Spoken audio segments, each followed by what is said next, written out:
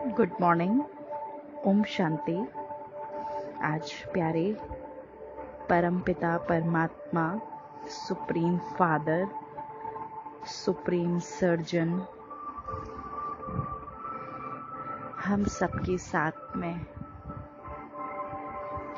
हमारे एक बार बुलाने पर भी परमात्मा हाजिर हो जाते हैं। आज प्यारे बाबा ने बहुत सुंदर वरदान दिया है। आज बाबा ने कहा, बच्चे नम्रता और अथॉरिटी के बैलेंस द्वारा बाप को प्रत्यक्ष करने वाले विशेष सेवाधारी भव। तो देखिए, आज मीठे बाबा ने हमें फिर से एक बार सेवाधारी का स्वरूप याद दिलाया है। अपने को विजुलाइज करें। मैं एक नम्रता पूर्व आत्मा हूँ। अपने अंदर नम्रता का गुण धारण करें।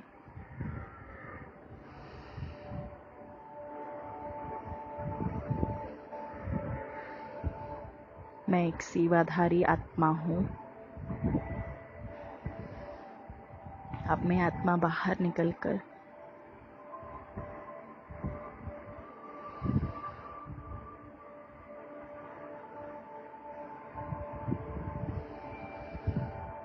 चारों तरफ एक प्रचंड प्रकाश फैलाती हूँ।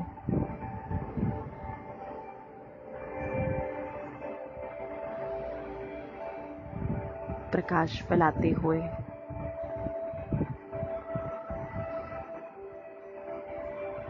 इस बॉडी को देखती हूँ।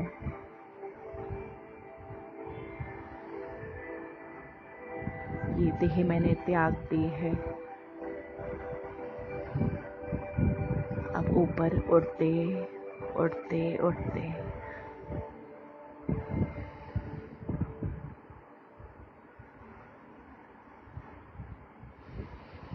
सृष्टि को क्रॉस करते हुए आगे मैं वतन में। देखें, ऊपर से परम धाम से परमात्मा शिव ने ब्रह्मा तन में प्रवेश किया और प्रवेश करते ही एक प्रकाश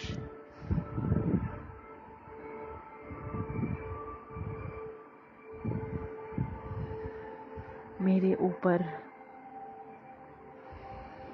बहुत पावरफुल किरणें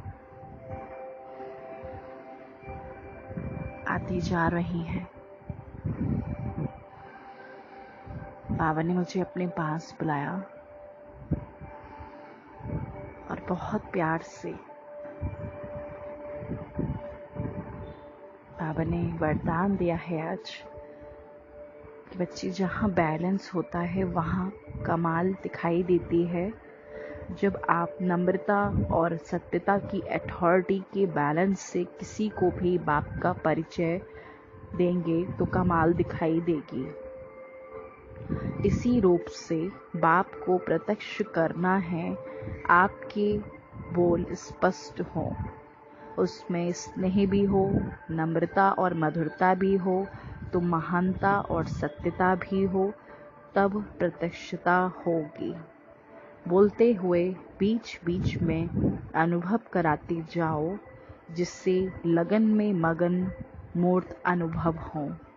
ऐसे स्वरूप से सेवा करने वाले ही विशेष सेवाधारी हैं। स्लोगन है, समय पर कोई भी साधन ना हो तो भी साधना में विघ्न ना पड़े।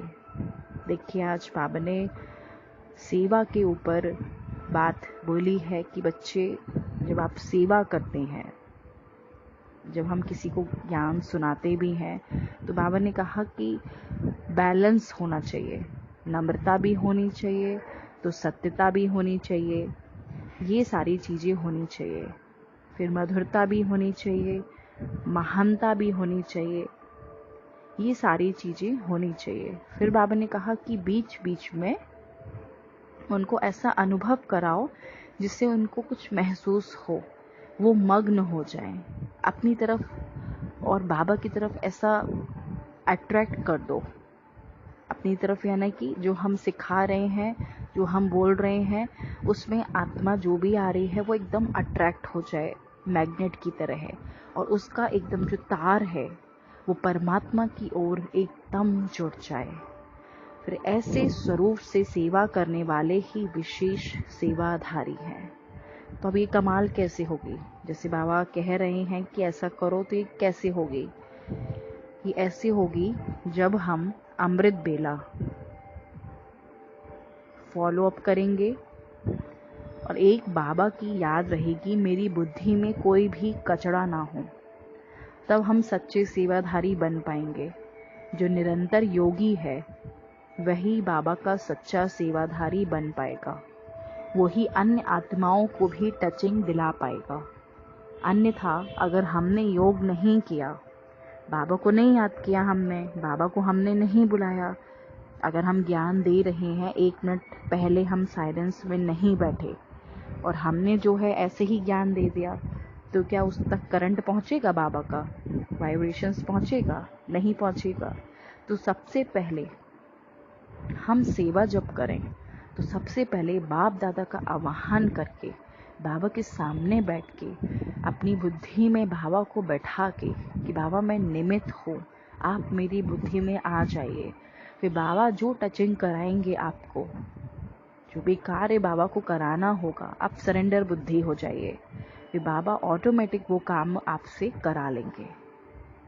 तो इसलिए कोई भी जब सेवा करें तो सबसे पहले हम बाबा का आवाहन करें, बाबा को याद करें, और जितनी ज़्यादा हम बाबा को याद करेंगे पूरा दिन, हमारी जो सेवाएं हैं वो उतनी ज़्यादा मजबूत होती जाएंगी। तो उन सब के लिए आज मैं आपको एक विधि बताती हूँ। इन सब चीज़ों से जो सबसे ज़्यादा ज़रूरी है वो यही है कि आप रोज़, जैसे हम रोटी खाते हैं, रोटी हमारा रोज का भोजन है, ऐसे ही आप अपनी बुद्धि में बसा लें कि हमें 8 शक्तियाँ अपने अंदर रोज धारण करनी है ही। जैसे बाबा से टचिंग आ रही है कि बच्चे रोज 8 शक्तियों को धारण करो, क्योंकि समय इतना विकराल आने वाला है कि अगर हमने ये 8 शक्तियाँ अपने अंदर नहीं धारण करी तो हम क्या क्या चीज़ें फेस कर पाएंगे, नहीं कर पाएंगे, फिर ये हमारे ऊपर डिपेंड करता है। तो आज मैं बाबा से 8 शक्तियों का वरदान लेती हूँ, और जो बाबा ने वरदान में प्रैक्टिस करने को बोला है उसको भी करते हैं। तो सबसे पहले विजुलाइज करें बाबा की 8 शक्तियाँ, सामना करने की शक्ति, समेटने की शक्ति, समाने की शक्ति, सहन करने की शक्ति, सहयोग देने की शक्ति, विस्तार को संकीर्ण करने की शक्ति, निर्णय लेने की शक्ति, परखने की शक्ति। अब हम ये 8 शक्तियाँ रोज अपने अंदर भरेंगे एक साथ।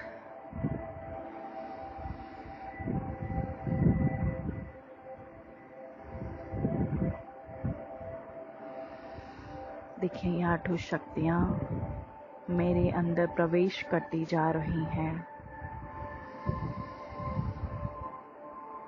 जैसे हम भोजन में रोटी भी खाते हैं, दाल भी खाते हैं, फिर एक वेज भी लेते हैं, तो सैलेड भी लेते हैं, कुछ और होता है मीठा तो वो भी ले लेते हैं। तो अब हमें अलग अलग ना करके अपनी आत्मा को जल्दी भरपूर करना है।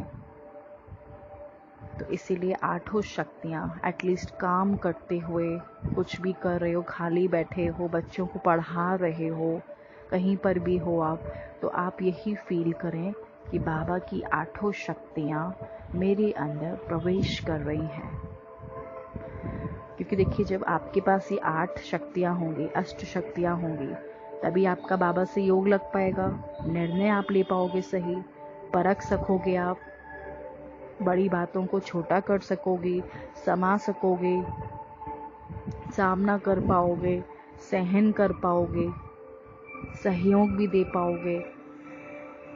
कैसे सहयोग दोगे आप? जो हमारे संकल्प ही इतने चलते रहेंगे तो हम सहयोग कैसे देंगे किसी को? तो आज मीठे बाबा ने फिर से एक डायरेक्शन दिया है कि बच्चे 8 शक्तियां तो बहुत इम्पोर्टेंट हैं। जैसे खाना खाते हो वैसे ही 8 शक्तियां लेते रहो निरंतर। एक शेड्यूल भी बना सकते हैं हम। ब्रेकफास्ट लेते हैं, टी पीते हैं, फिर लंच भी करते हैं, शाम को भी चाय पीते हैं, फिर रात में भी खाना खाते हैं। ये 3 टाइम हम भान सकते हैं, फिक्स कर सकते हैं कि 8 शक्तियां हमें जो है अपने अंदर लेनी ही है। एक दवाई की तरह, भोजन की तरह लेनी है। फिर जो बाबा चाहते हैं, साक्षी होकर देखना, देही अभिमानी बनना। फिर कोई भी आता है जिसको हम ज्ञान सुनाते हैं तो ऑटोमेटिक जैसे बाबा कहते हैं वो अपने आप होने लगेगा। सत्यता भी आ जाएगी, मधुरता भी आ जाएगी, इसमें सारे गुण आपके आ जाएंगे। क्योंकि 8 शक्तियां लेते ही आप तो इष्ट देवी बन गए ना, इष्ट देवी देवता। तो ये 8 शक्तियां अवश्य धारण करनी है। आप विजुअलाइज करें 8 शक्तियां मेरे अंदर आकर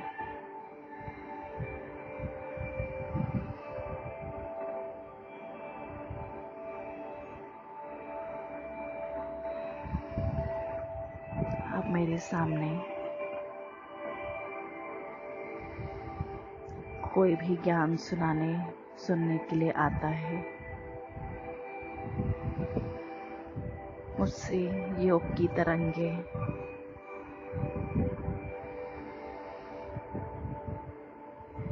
फैल रही है और वो किरणें पाकर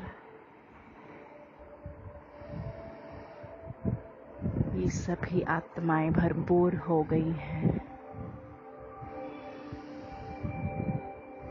अब मैं आत्मा ज्योति बिंदु स्वरूप सारे गुणों को धारण करके फिर से इस देह में प्रवेश कर आज सारा दिन इसी विधि से बाबा को याद करूंगी। अच्छा, ओम शांति।